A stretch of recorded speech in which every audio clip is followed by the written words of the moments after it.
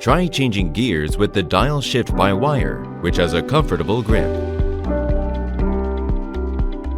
After starting the car, step on the brake pedal and locate the dial shift, which you can turn to D or R to drive forward or in reverse.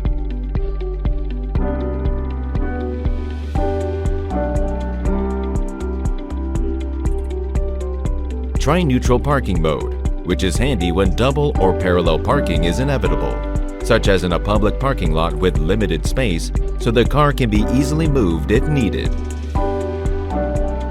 After parking, shift to P while the engine is still on, and disable auto hold and the electric parking brake.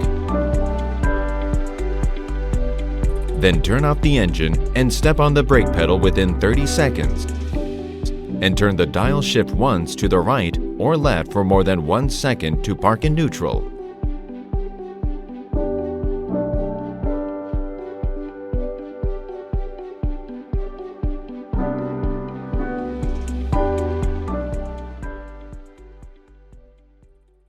Kia, movement that inspires.